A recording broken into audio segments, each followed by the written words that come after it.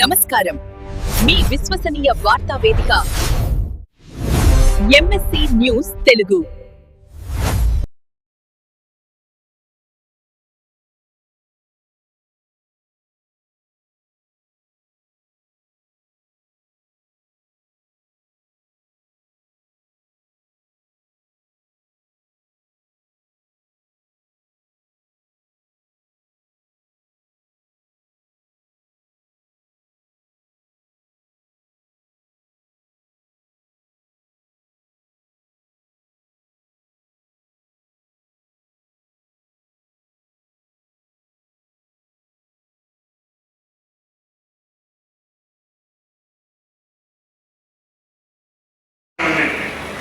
కాబట్టి ఇప్పటికీ 15 లక్షల ఎకరాలు మాత్రమే భారతదేశంలో సాగు అవుతుంది.